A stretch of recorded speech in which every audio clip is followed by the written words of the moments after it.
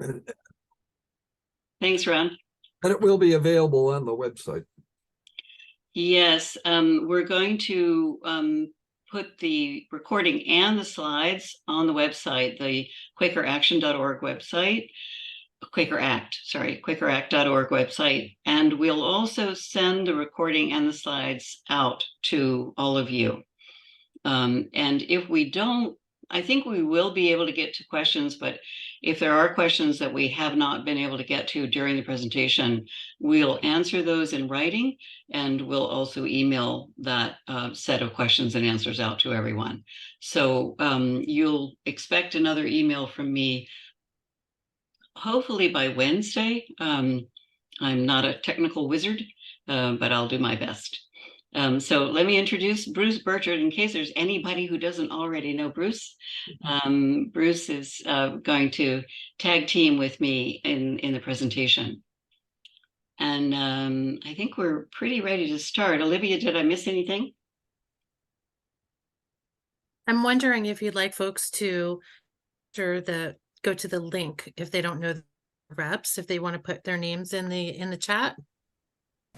Yes, at later in the presentation, we'll ask you all to use the link, and is it already there, Olivia? Or we're gonna no, not quite. So we'll get to that a little bit later. All right, I'm going to share my screen and start here, and see if I get these presentation mode. All right, so I'm so sorry. See if I can get this in presentation mode.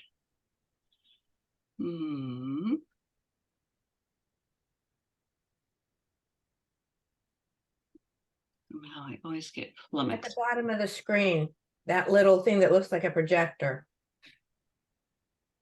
Bottom of the screen, projector.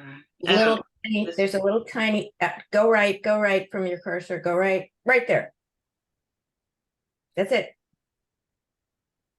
Oh, that's a shortcut. I didn't know that one. Thank you, whoever that was. All right, so we're going to cover a really important piece of legislation that will, I frankly think this is the most important piece of clean energy legislation in Pennsylvania in about 20 years. And it does two things. It will bring our renewable resource in electricity to 30% by 2030. And if I may, 2030 is only 6.5 years away. So it's a very quick date, a very early date. And it will also enable community solar.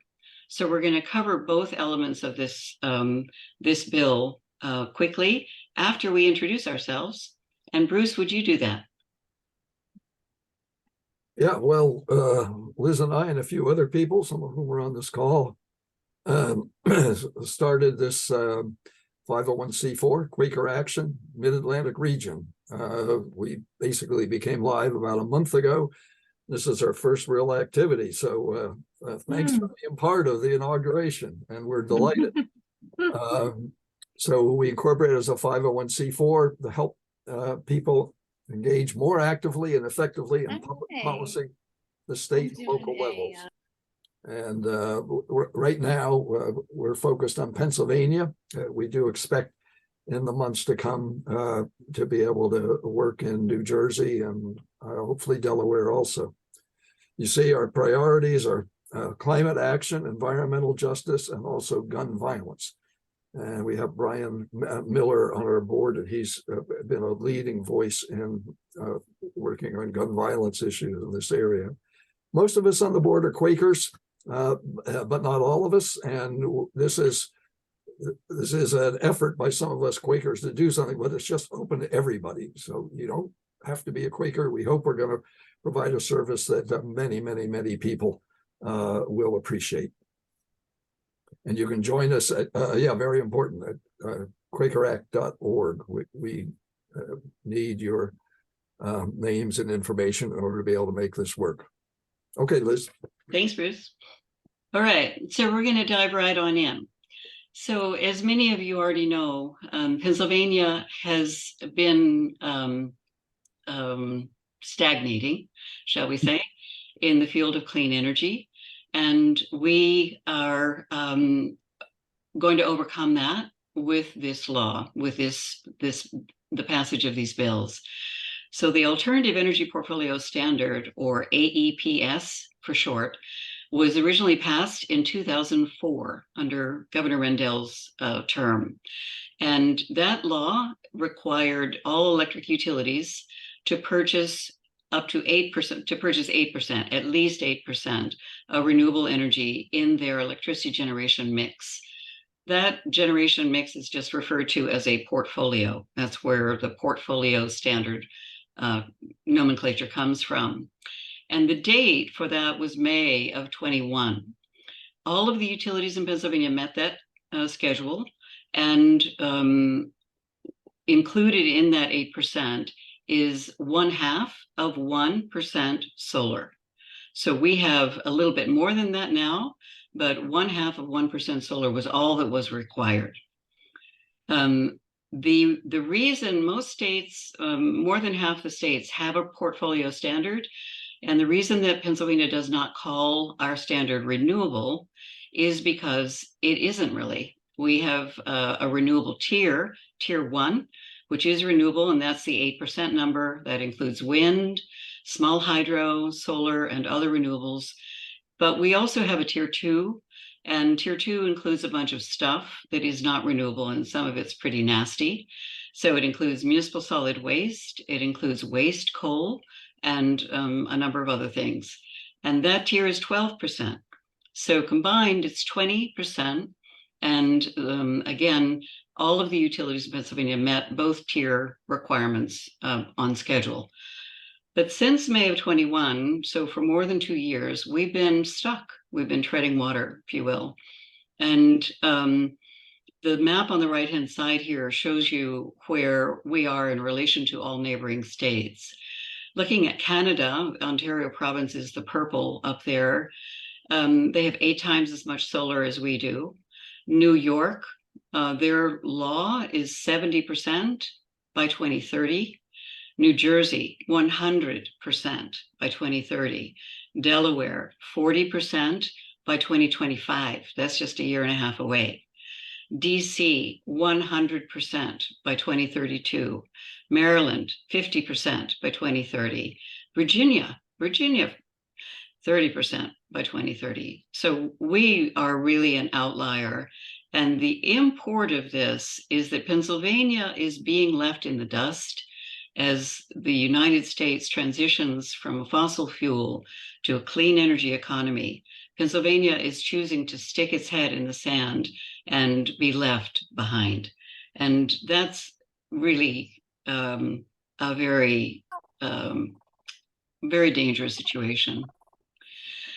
So House Bill 1467 and its companion in the Senate, Senate Bill 230, will renew and expand the Pennsylvania Alternative Energy Portfolio Standard to 30% by 2030.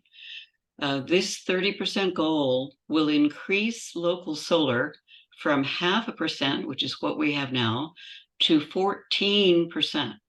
So we'll be rapidly increasing the solar resource. And we'll do that in 3 bins, if you will, 3 scales.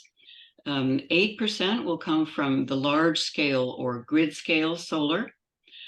2% will come from the medium-sized solar, which is community solar. And 4% will come from smaller customer generators. This is usually referred to as rooftop and other on-site solar.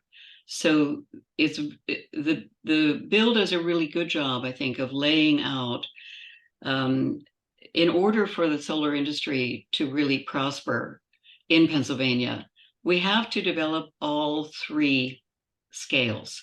All 3 are very different. They provide different strengths and different they're really important to balance our grid and to enable us to withstand climate change. And all three are necessary. So this bill develops all three at the same time. And frankly, I'll just take a moment here to talk about community solar briefly. A lot of us have been working on trying to get community solar in place for more than 4 years now. And it's been a very painful process. And this bill is the first one that incorporates community solar as a permanent part of the solar industry and not as some specialty product out here on the side. So 2% doesn't sound like a whole lot, 2% out of 100%, but 2% in the scale of community solar is absolutely huge.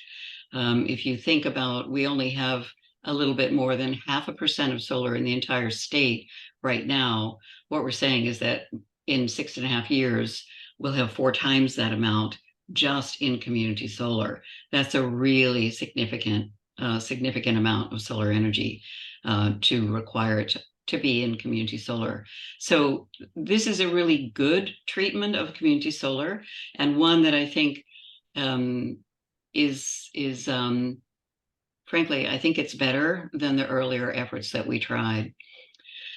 Now, our overarching goal is 30% by 2030. So 14 of the 30 is solar, and the remaining 16 can be wind, hydro, clean biomass, or other renewables.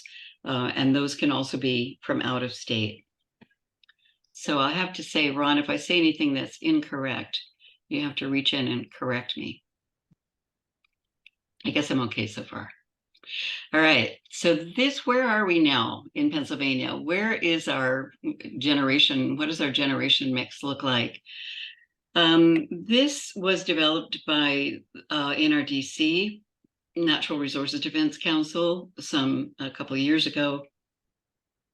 It's not entirely current, but just for purposes of illustrating where we were and where we're going, it does an excellent job. So back in 1990, coal was the principal resource that was generating electricity in our state. And now, here we are at 2023, coal has already fallen to less than 15%. It's around 14%, and it's still declining. Nuclear energy back in 1990 was the second largest source of electricity in the state, bumping around in the mid-30s to the high 30s, bumping about the same, going up a bit more. And then you'll see this orange line precipitously dropping. So why is that? Why will nuclear energy fall like that? The reason is, frankly, the nuclear power plants that we rely on are aging out, and they are reaching the end of their useful lives. So this line may be extended a little bit more, maybe out closer to 2030, but nuclear power is rapidly declining simply because the plants are aging out. So the resource that is currently replacing them is gas. And this is fracked gas, and you see fracked gas on a very steep incline. That is the only resource currently on schedule and on pace to replace the loss of coal and nuclear. So this is a very, very dangerous situation, because let me just bring you up to where renewables are. Renewables, unless we do something else, renewables will be poking along and not rapidly expanding. This is, as I said at the outset, a little out of date. So the rise in renewables is probably a little higher than this, but for purposes of just illustration, it shows you that renewables are not growing nearly fast enough. So what we need to do is this. And this is not scientific. This is not modeling. This is Liz playing with a magic marker. And what we need to do, just for purposes of illustration, is to bring this gas line down as quickly as possible and bring the renewables line up at the same, so that when we have to replace the loss of nuclear power, we've got renewable energy ramping up fast enough in Pennsylvania to replace it. So this rate of rise is absolutely critical, and it is essential that we do whatever we can to bring this about. So that's what the AEPS will enable us to do. It'll put us on the right trajectory, and the trajectory of 30 by 30 is the right trajectory to reach the much larger goal of 80% clean energy by 2050. So it is the right slope, it's the right path, and it requires us to get on that path right now, or as quickly as possible. The benefits of the Alternative Energy Portfolio Standard, HB 1467, just breaking this down into what will this do for Pennsylvania, is it will improve our state's economy. The economic development benefits are extremely significant.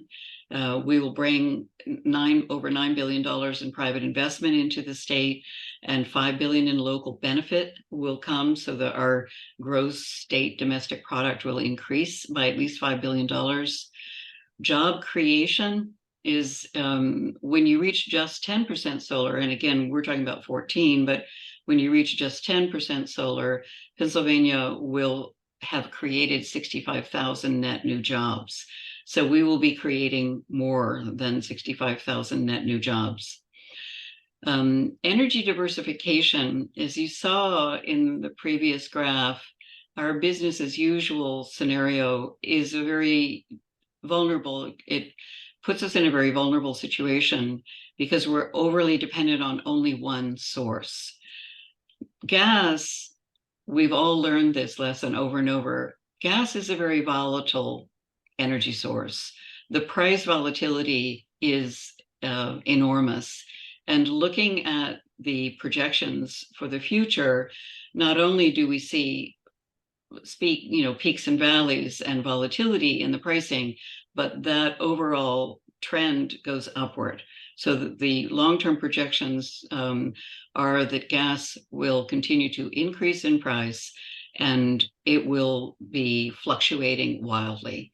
Those fluctuations are due, of course, to weather, to severe weather conditions, also to international demand, and the war in Ukraine. We saw tremendous demand for U.S. gas as soon as the decisions were made not to import any more Russian oil and gas. So we really need to diversify our energy mix in order to create much more grid resilience and price stability.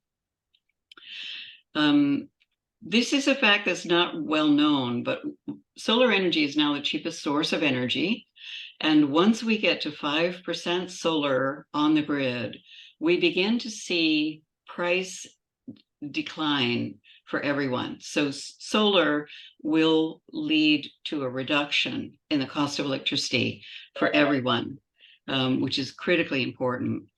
And price stability, of course, solar energy has no fuel costs, so it produces a very stable price. And this benefit is also not well understood, that solar in Pennsylvania really is needed in order to help preserve farmland. People talk about, solar taking farmland. The opposite is really true. It's big box stores and, condo development that is taking a lot of farmland. Solar can help preserve farmland because it increases the revenue of the farmer and permits the farmer to hold on to that land and keep that land in agricultural use. It's not a permanent use, it's a temporary use, and it's also compatible with agriculture. there's a whole new area of work called agrivoltaics, which is learning about the combination of agriculture and photovoltaics and how to use the two together to increase yield on farms. And that's an extremely exciting development.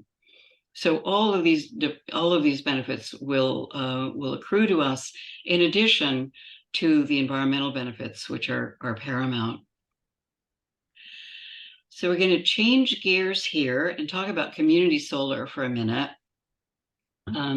Community solar is, as I mentioned, we've been trying to get community solar passed in PA for almost 5 years now, with no success. Why do we need community solar? We need community solar simply because most Americans, 70% of Americans, cannot put solar on their homes.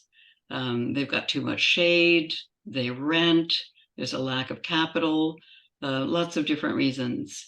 And to overcome that is a very simple structure of community solar, which allows customers to subscribe to a share of a larger system. So the customers get the benefit of the lower cost of a huge system, but they don't need to own it. They simply subscribe. And they can, in most states, this is organized, they can subscribe to 100% or less than 100%. So, and you can also have a mix of owners, so residential customers, like the Jackson family here in the middle of this illustration, and commercial customers. So this mix of customers is certainly possible, and that's what the bill would provide for. So how does community solar work? How does community solar work?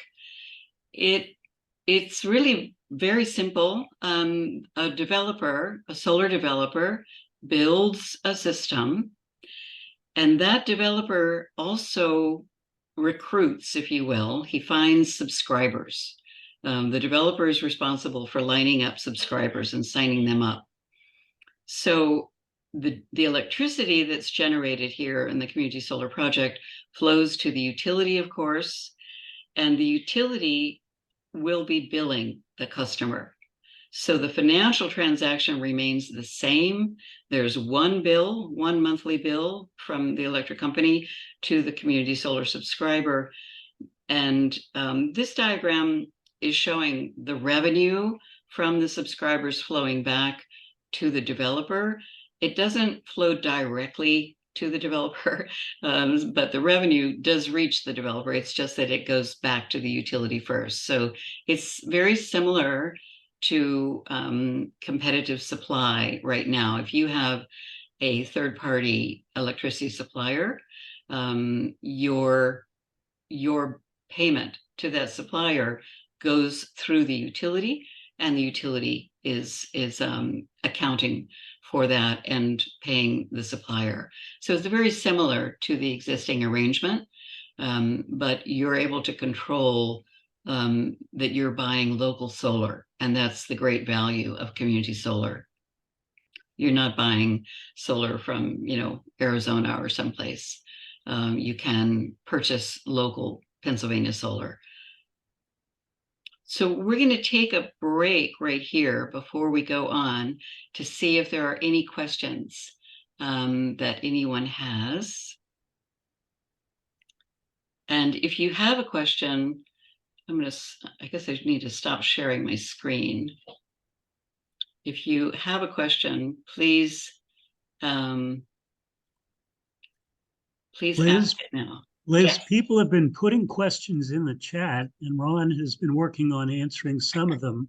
Okay, I don't know great. if you want to tackle some of those, or I see that also there's someone with their hand up. Okay. I see Sultram P.A. Susquehannock. Could you unmute yourself? I think I am unmuted. Yes, you are. Okay. I just want to know if there are any functioning community solar developments in Pennsylvania now. No, we don't have community solar by law. We have to change the law in order to permit community solar.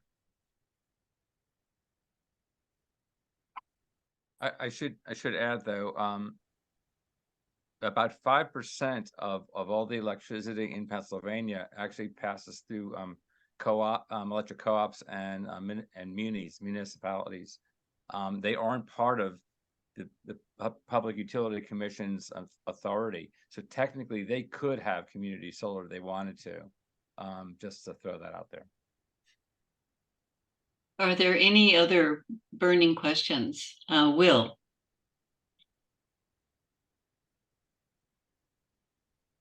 Okay, so what is the incentive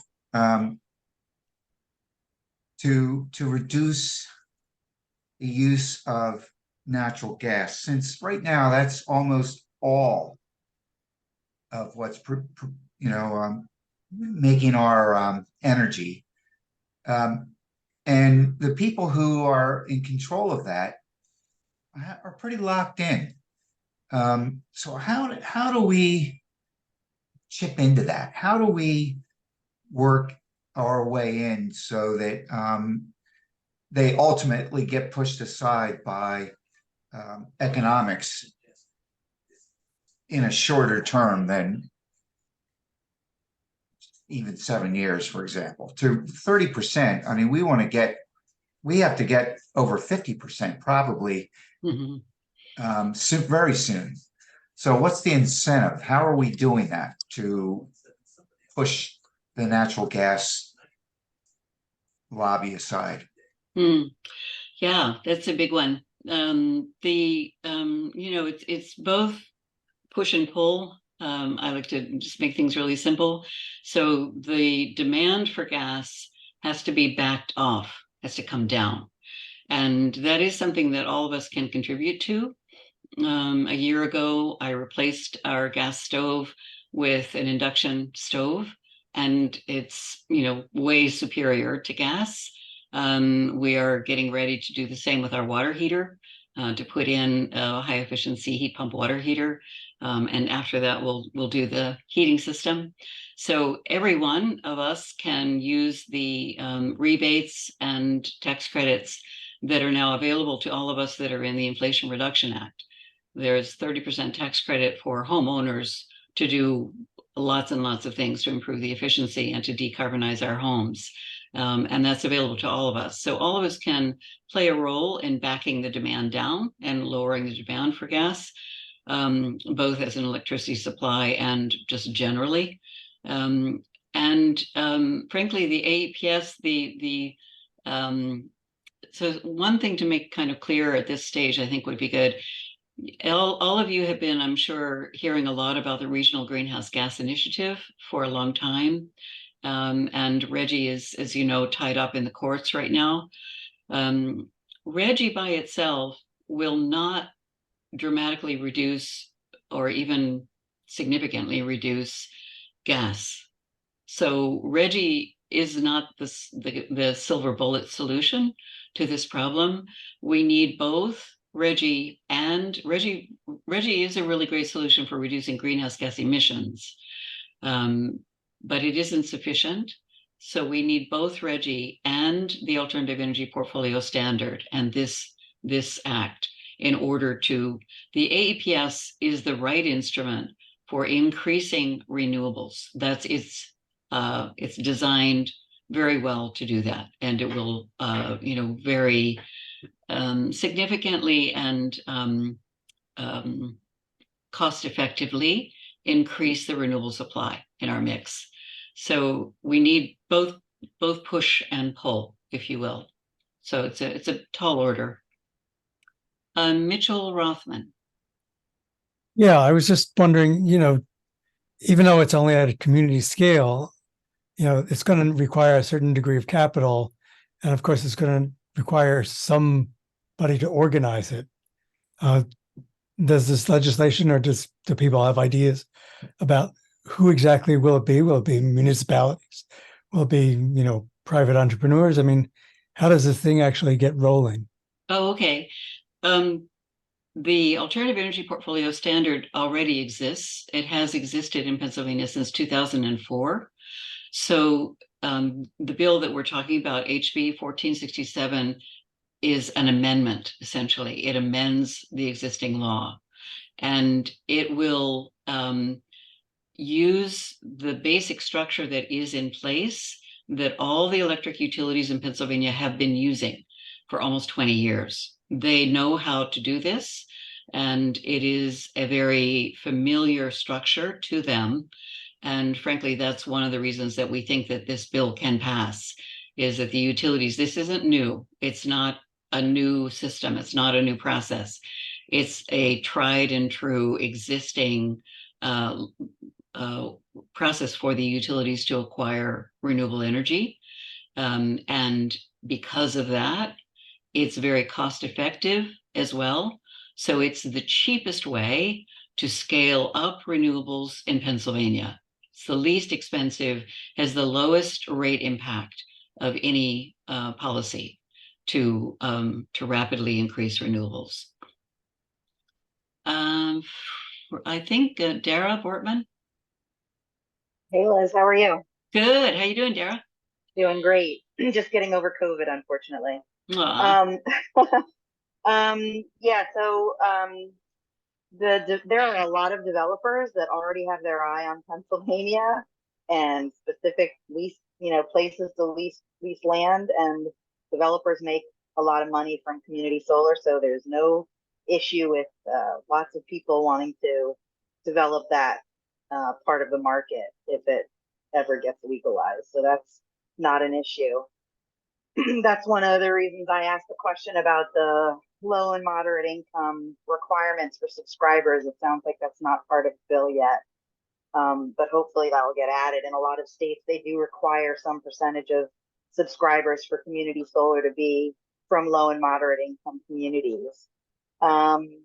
And then also, I was wondering, Ron, is there a requirement for some guaranteed amount of savings under the whatever the regular Community price? solar. Yeah, for community solar, to make sure that people who do subscribe are guaranteed some percentage of savings on their utility bill? There isn't a hard number, a hard percentage, as there is in some other states. And that's something we can still maybe incorporate. It does say that basically that a subscriber wouldn't pay more than the price of compare or the generation rate. So you won't be paying more than you would normally pay if you were with PECO, for example, or something like that. But the intent is for it to be definitely lower. And then the idea is that competition of the different community solar developers is what would hopefully drive that price down. Got it. And I also wanted to mention, for the person who asked about competing with natural gas, someone mentioned in one of the chat comments that obviously I think a lot of us would love to have a carbon fee or dividend or tax implemented at the state level or the federal level. That could always help with competition between different various energy sources. But also, the reality is that as more solar gets developed, whether in Pennsylvania or in other states, the levelized cost of energy out of large utility scale solar development is really getting to be competitive with energy from natural gas, although natural gas also is a non-electric heating fuel, so that's separate. But from the electric side, it is getting pretty competitive. Is that true, Ron? Yeah, I mean, it's so hard to say because I mean things are so different. Pennsylvania is such a gas-driven state. True. Yeah, and it's hard to compare. It's not really an apples to apples comparison, unfortunately. Yeah, we do still subsidize fossil fuels to the tune of about, I think it's more than $3 billion a year in Pennsylvania. Yeah. So that's also something else that we can work on fighting against. All right, well, we're gonna take just one more question, Fred Craybill, and then we'll move on to the rest of the presentation. Yeah, thanks. I was just sort of wondering, and I think the question was kind of answered by Ron, but so it sounds like the developer of the community solar project will be setting the price of it, and it's hopeful that the price will be at or lower than the current utility price. And also, to bring these online, do you have to have promised subscribers for the whole project? Or I wonder how that works, because people will be adding and dropping all the time. Is there any insight on how that might work too? Well, again, that's also it's in the best interest of the solar developer, the community solar developer, to have that, all subscribers filling up as much as possible. There may be, I'm just realizing there may be that one issue, like, well, what happens with that if you don't have a full subscription for a solar facility? What happens with some of that solar that's being generated? Where does it go? How is it being priced out? So that's a little bit of a detailed glitch that we're trying to kind of rule out as well. But again, I think it's going to be a competitive process where I could choose amongst several community solar projects, and they're gonna, I'm gonna, and one of those reasons for choosing one is going to be what's the lowest price I can get from that. All right, just to remind everyone, we're going to move on, but to remind everyone, there will be another opportunity for live questions at the end of the presentation. So at this point, I'm going to turn this over to Bruce Burchard, who's going to walk us through the politics and what our mission is tonight. Bruce? Yeah, thank you. So for a long time, some of us have been pointing out to people, the problems are not technological, they're political. And so we're going to talk a bit about the politics here. So Governor Shapiro has made clear that his top clean energy priority right now is this 30% solar, 30% renewables by 2030. That's why it's called the 30 by 30 plan. That's the shorthand. And this involves the amendment or change of the alternative energy portfolio standard that's Pennsylvania has.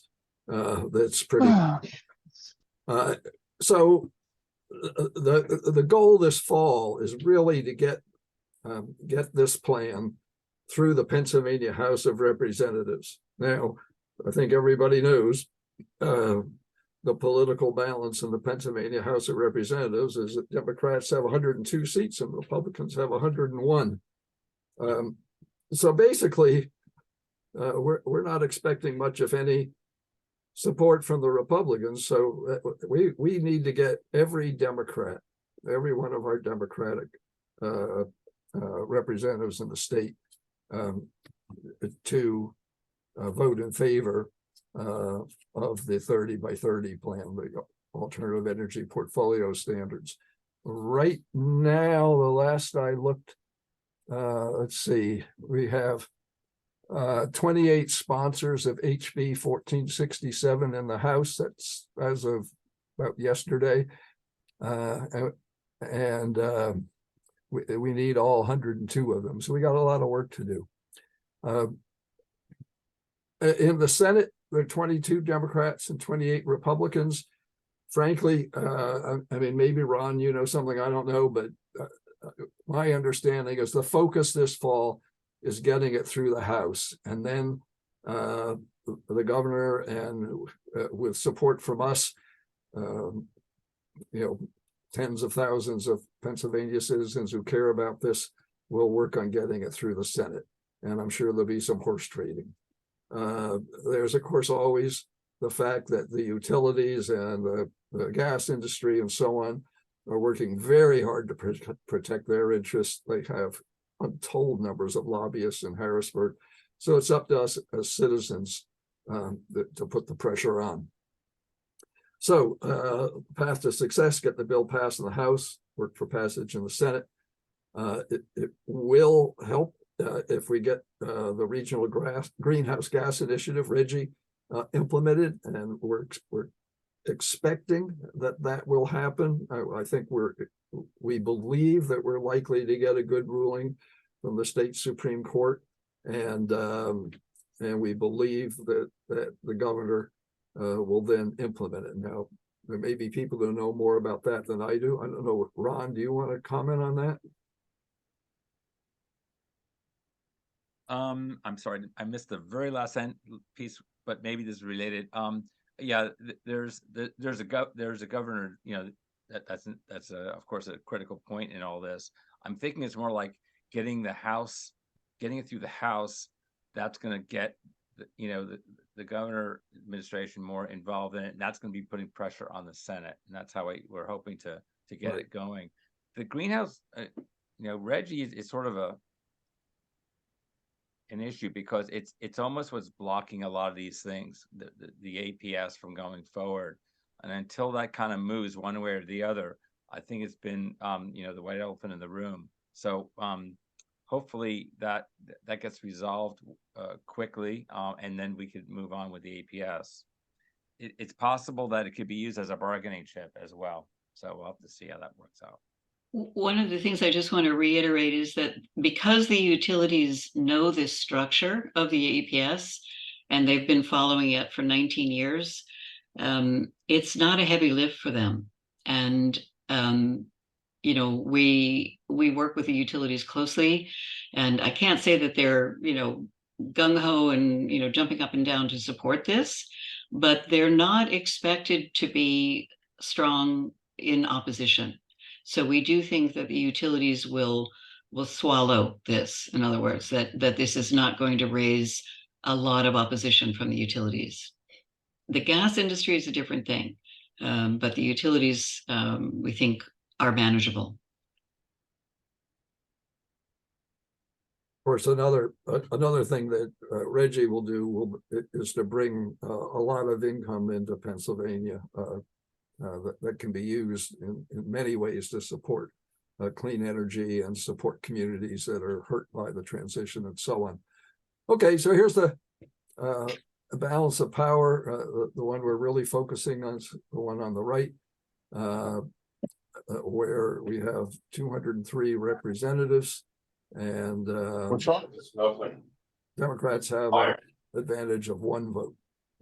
So that's why we're going to, we want to focus obviously on the Democrats. Our initial focus will be trying to get a lot more Democratic sponsors of this bill, 1497, and then win the vote. Another part of this is trying as much as possible to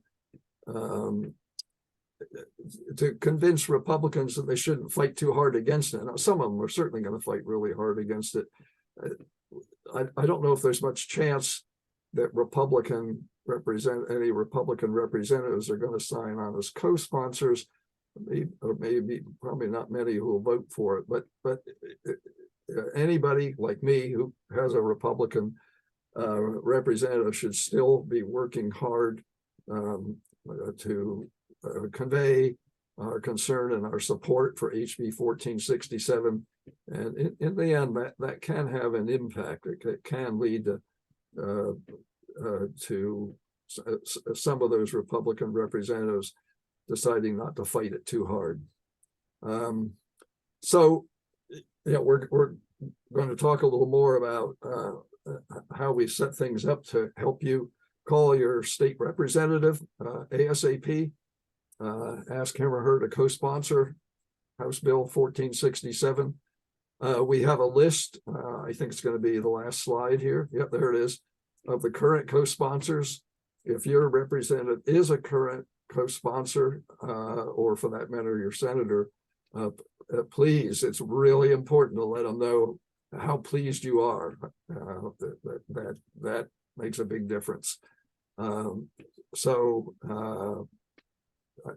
think that's pretty much the political analysis, and I think now we're going to move on to how we can help you take action.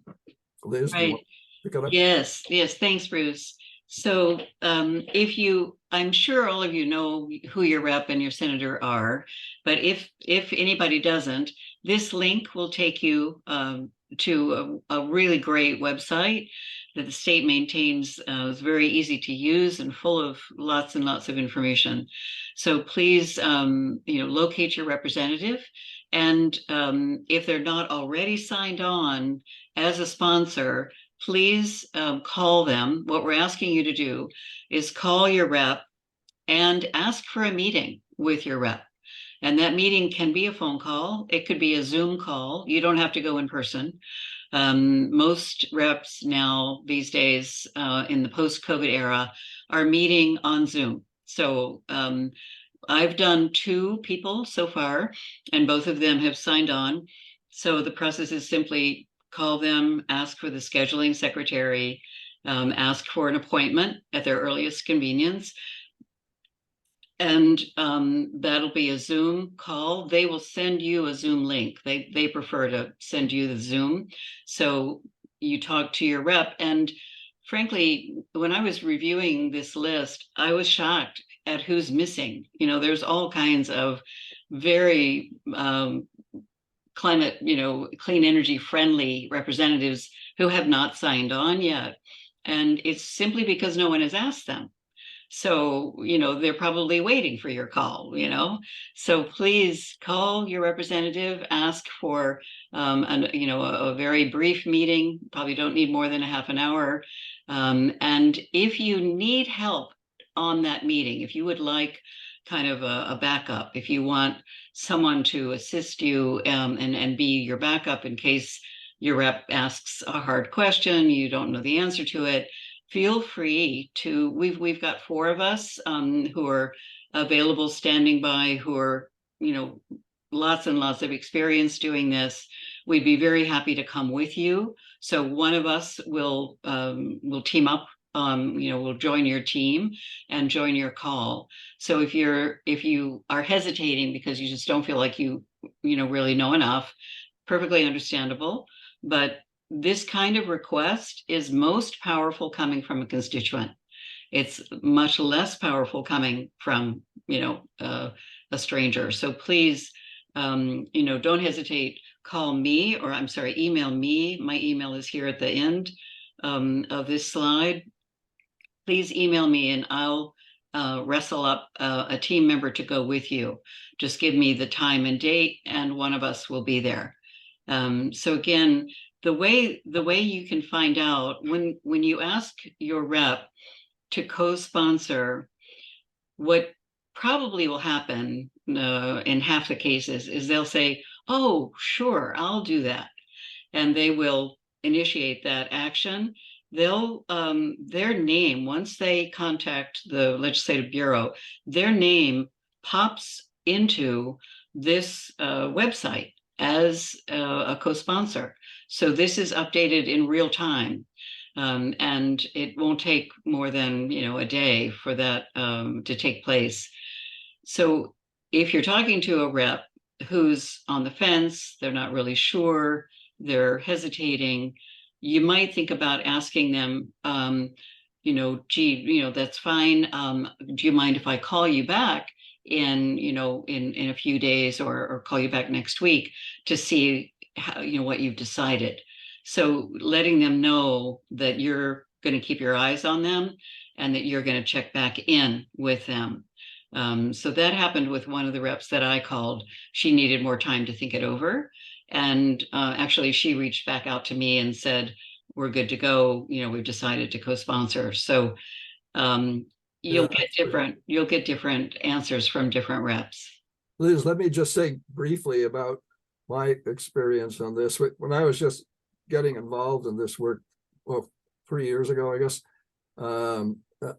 I arranged to meet with actually my Republican representative, and then later with my Democratic, newly elected Democratic senator. And I was the constituent. Demi, my life partner, was part of that too. So we had 2 constituents. And then Liz, and they were fine with that. And of course, Liz was great and could answer more questions than I could. So I can answer a lot of questions myself. I'm one of the 4 people who would be glad to quote accompany you on a Zoom call with a representative. I'll also say that in some cases, the office may not offer a meeting with the representative, but there's a very good chance then that they'll offer a meeting with one of the staff or even a couple of the staff. And again, in my experience, having an opportunity to talk with a key staff person or a couple of them is very, very helpful. And the staff, in an awful lot of offices, the staff are very much respected by the representative. And if they go to her or him and say, wow, this is really something you should do, well, that's going to be huge. So those are the comments I wanted to make. We should probably open it up for questions now about this part. Yes, let's do. Please raise your hand if you have a question. There are any final questions? We've got a few more minutes. While we're doing that, if you've decided that you can actually follow through and contact your rep, would you please put your name and the name of your rep in the chat? Just write your name and the name of your representative. So we'll have an idea of how many people are going to be contacting their reps. It'll just give us an idea of and of course, if this is beyond what you can do right now, calling your representative's office, you probably won't get to speak to the representative, but you can ask to speak to a staff person and telling them how important 1497 is and how important it is to you. That's a very good thing to do, even if you can't or just don't feel up to setting up a Zoom call with the representative or staff person. Yes, Demi. Hi, I couldn't find the hand. I want to be quick. Of course, I'll say two things. One is, as Bruce said, I'm his life partner, so I have learned a lot from him about this work. In terms of approaching state representatives or senators, Bruce kind of alluded to this, but we got a new state representative, Senator Kaine, who replaced a Republican who was more pro-environment than Senator Kaine, who came from a union background and was very afraid of losing jobs.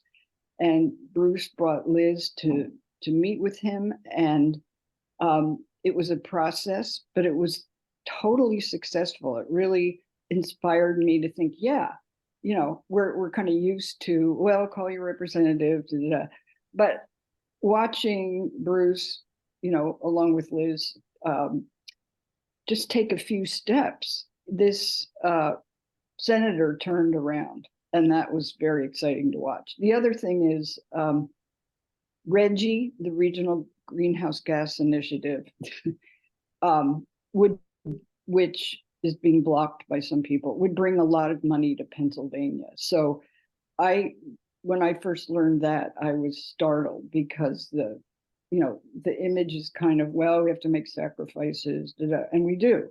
Sacrifices are happening, but yeah, it's amazing how much money RGGI would bring into the state of Pennsylvania, and how much Pennsylvania has already lost by not joining yet. Thank you. Thanks, Demi. There's a question. I'm looking at all these wonderful questions in the chat. And so thanks so much for all of these. And we will try to answer all of these either tonight or after the webinar. So one of the questions relates to the need for RGGI and the politics of RGGI versus the APS. And all of us have our own crystal balls that we're gazing into, trying to answer this question for ourselves.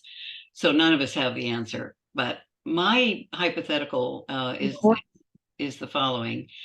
The legislature right now is focused, all of their animus, all of their hatred for clean energy is focused on RGGI. They've been attacking RGGI for 3 years, and they love to attack RGGI, and RGGI is their favorite whipping boy. I think that's a good thing.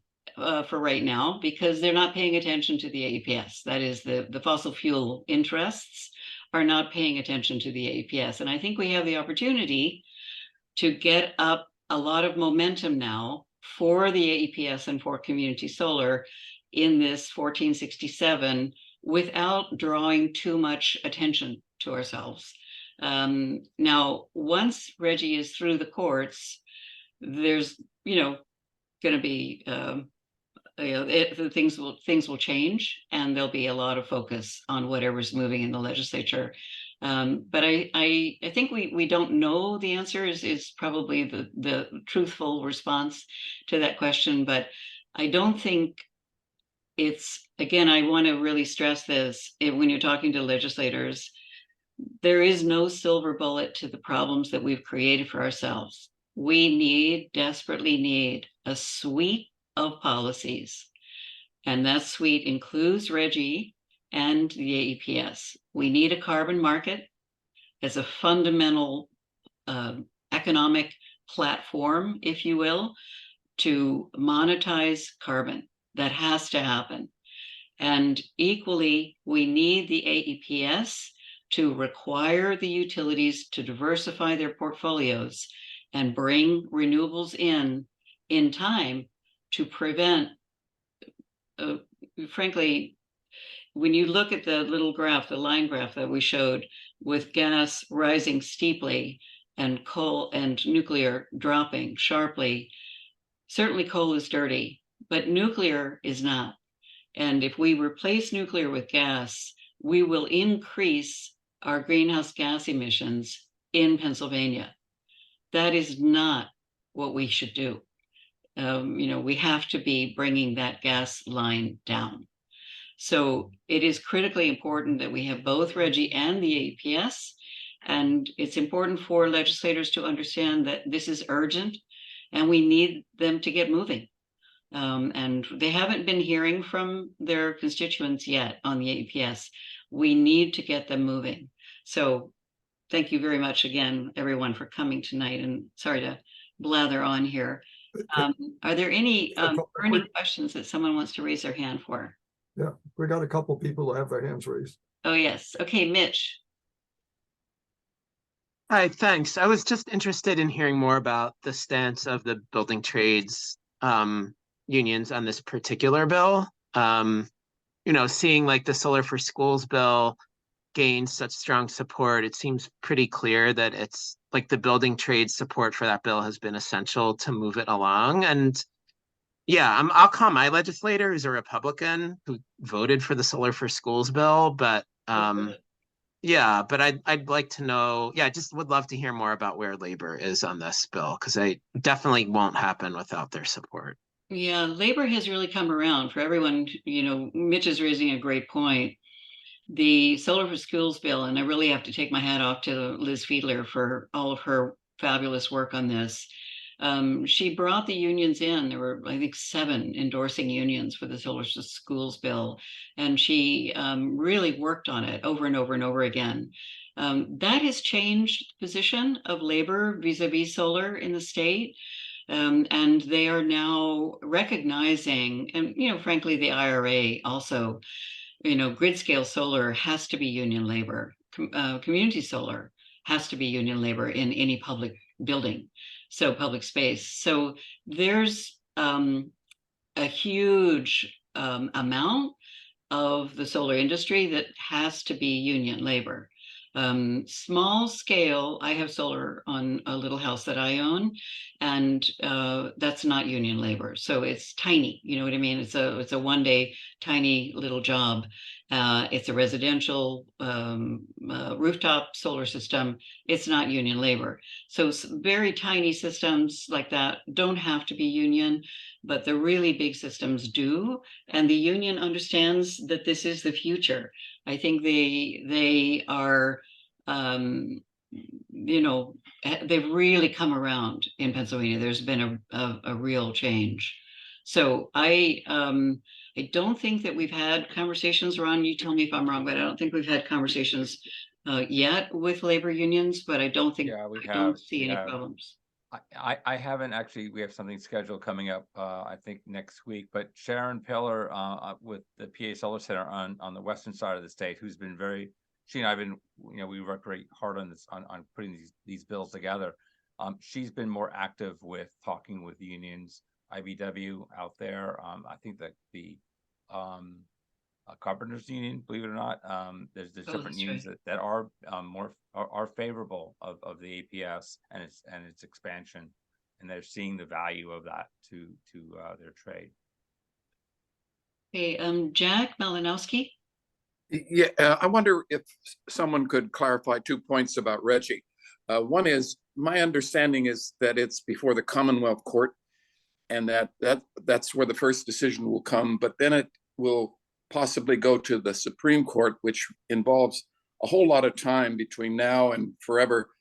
And secondly, the governor was recently said to have been having secret meetings with certain interests in the state to kind of resolve the problems that he sees with Reggie, which he's been very cold about from his campaign to the present time, I think. So I was wondering if anyone could help me with that or clarify the situation. Yeah, so there are decisions that have to be made in both the Commonwealth Court and the Supreme Court. So we are waiting for decisions in both courts. The decision coming out of the Supreme Court is the most important, obviously, and there were a couple of cases involving the Environmental Rights Amendment, and those cases all went in the right direction. In other words, the strength of what of getting Reggie in place in Pennsylvania depends upon our state constitution and the Environmental Rights Amendment. That is the legal underpinning for Reggie in Pennsylvania. It's not the legislature. So this is an administrative action. So the court's interpretation of the Environmental Rights Amendment is the linchpin to the decision making. And the decisions that have been made recently by the state Supreme Court have been encouraging in that regard. So again, my crystal ball, and I people will always say, oh, Liz, you're too optimistic. But my crystal ball is that Reggie will move into position in Pennsylvania. It may take a while yet, a while longer. And I also think that, to be frank, that Governor Shapiro is turning out to be a very, and this is probably all of his years of training as a lawyer, he's very tight-lipped. He's very closed-mouthed. I'm reminded of the old saying that loose lips sink ships. He's not a loose-lipped person. He doesn't blab, so we don't get a lot of clear indications as to exactly what he's thinking. He's also very strategic. But what we have seen is that he's very bullish on improving the economy of the state. He understands how critically important moving into the clean energy economy is for Pennsylvania. His track record on fracking speaks for itself. So I think that, all of the worrying that's going on, that he's opposed to Reggie, I think it's not well founded. It's just me, and people can hiss and boo if they like. But I think that we'll see Reggie move into position. Thank you. Chad Doherty. Hi, you had a slide that was called benefits of AEPS 30 by 30 with a number of excellent talking points. Yes. I wonder if do you also have citations for those figures? Yes, Bruce told me I needed to put those in there, and I haven't done that yet, but we do have citations. They're all coming from different studies, so I can pull that together. I didn't do it for tonight, but I can do that. Yeah, I think that might be helpful if the representative asks for more, like how Yes, did you you're come right. about these figures? Yes, you're absolutely right. Okay, thank you. Sure. And Will House again. Hi, I kind of had just two questions. One kind of goes back to the last segment, which has to do with lots and lots of people, myself included, have gas heat, for example, right. and to change over to solar, or even wind, it's all electric. I mean, essentially you have to go electric. So, you know, I don't know that anybody's addressing the cost for each person to upgrade or completely revamp their own personal infrastructure. And the other question was, you guys mentioned something about not being able to answer questions that our rep might have. What kind of questions would they have that we couldn't answer? Well, if you're speaking to a rep who is, let's say, you know, taking lots of contributions from the fossil fuel industry, when I was talking to one of the reps, you know, that I met with to ask her if she would sponsor 1467, she said to me, this is someone I've known for a long time, she said to me 3 times, Liz, the fossil fuel industry, specifically the Marcellus Shale Coalition, is walking the halls every day. They come into our offices every day, and they're telling legislators lies. They're saying things that are not true. And legislators don't have enough information to know better. So they are swallowing, you know, this information that's coming to them from the fossil fuel industry. And, you know, all of us have seen, you know, wordsmithing get all contorted in politics over the years. So I think that what a rep could say to you would be something like, solar is so expensive. Solar is way too expensive. Why should we be, you know, subsidizing solar or requiring the utility? That'll make our rates go up. So, you know, if you don't have the information at the tip of your fingers to say, oh, I'm sorry, you know, that's just no longer true. You know, 20 years ago, solar was expensive, but now solar is very, very competitive. It's not going to make our rates go way up. In fact, it has all of these economic benefits. So, you know, it depends on your rep and how confused they might be, to be frank. Maureen, you probably have a better answer for that. No, not a better answer, but just a political answer to Will is have the list of the co-sponsors with you, because sometimes, and I even suspect maybe in the case of the person you talked to, Liz, that the rep who said, I'm not sure I want to sign on. They check around to see what their friends and their committee members are doing, because they don't want to stand out and be the only one in their group of people they listen to. It's a very tight community in that sense. So it's good to have the most current list of co-sponsors with you, because they could be just blunt about it and say, well, who's on this bill? Mm-hmm. Very good point.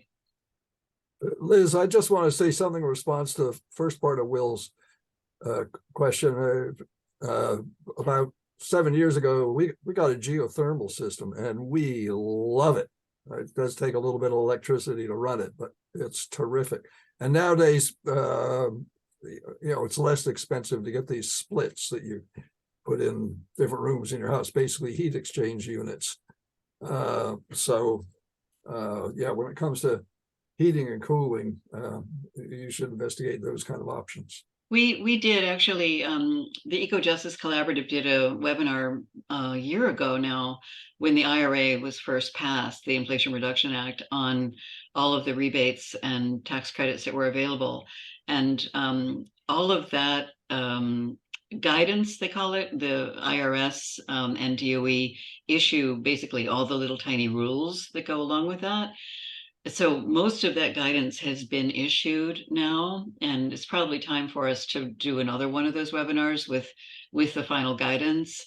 So they're basically 2 sets of incentives for all of us. There's a 30% tax credit, which is available now for all of these upgrades. So improving insulation, reducing your consumption in your home, all kinds of different things, as well as decarbonizing your home. So switching from gas to high efficiency electric.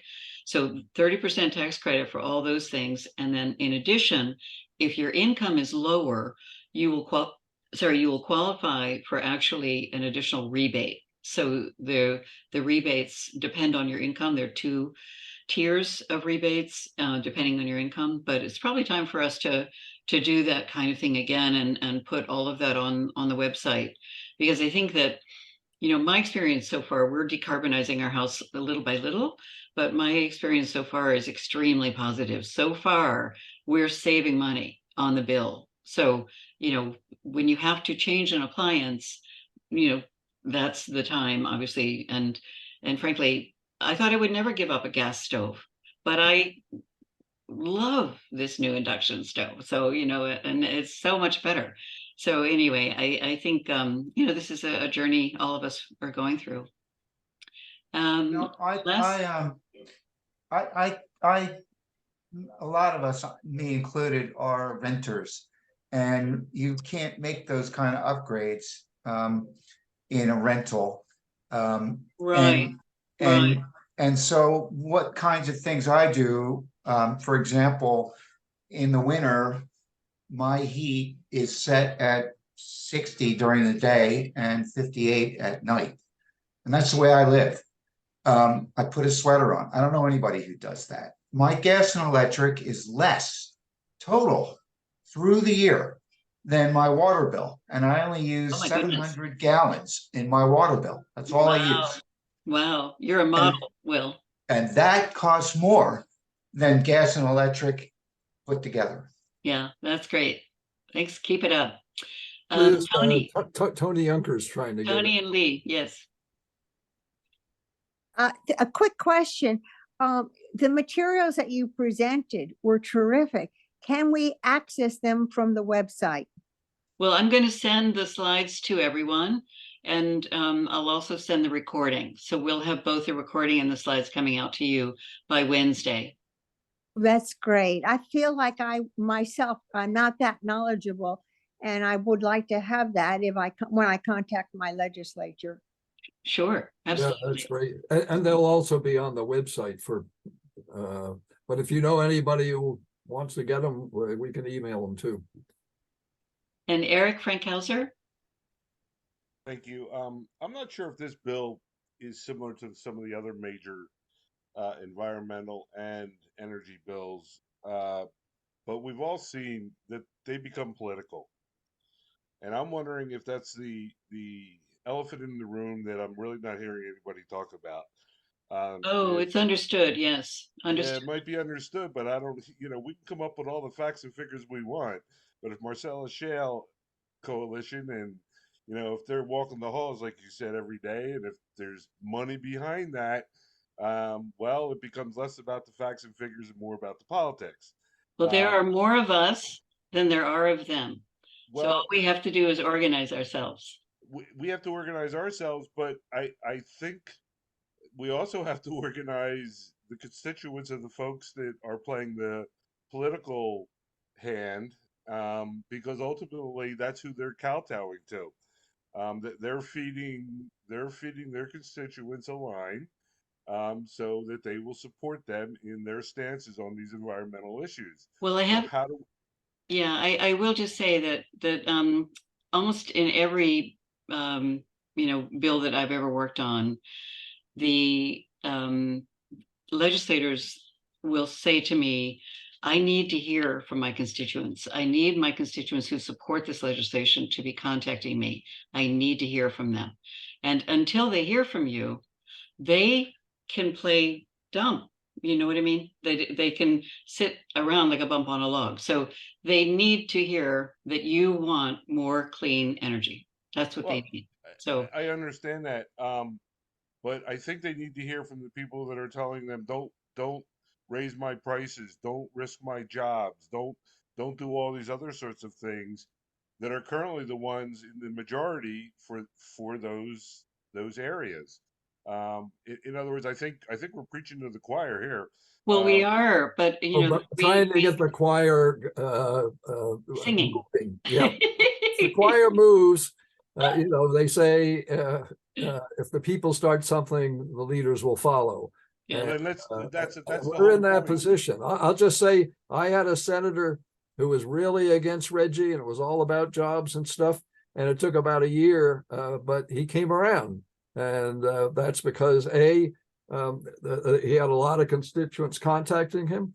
And B, that was a situation where we developed really good relationship with one or two of the staff people.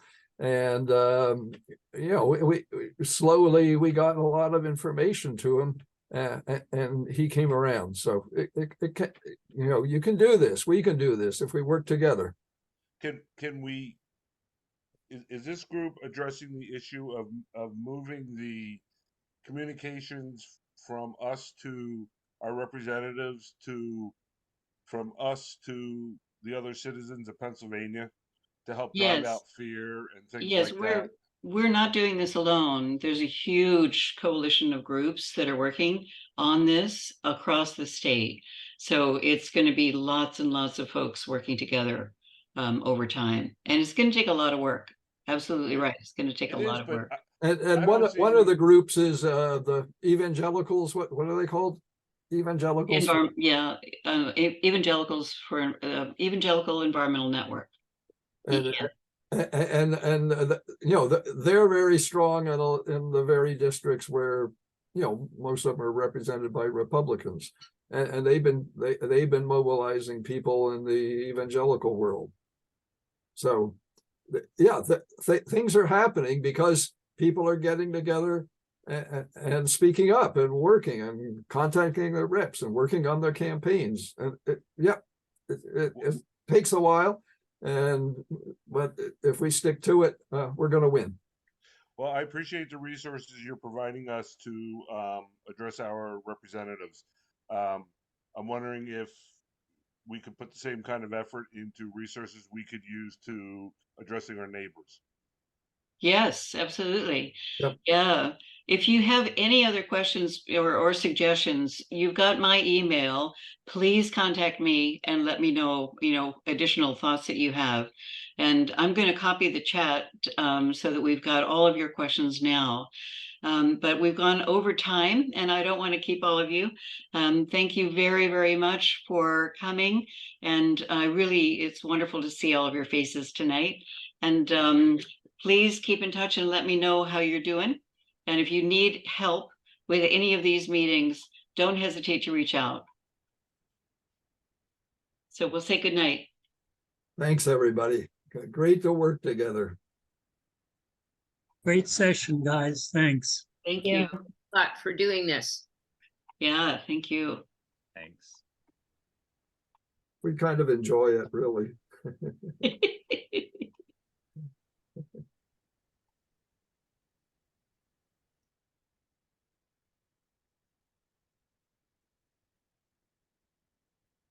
We had a lot of questions.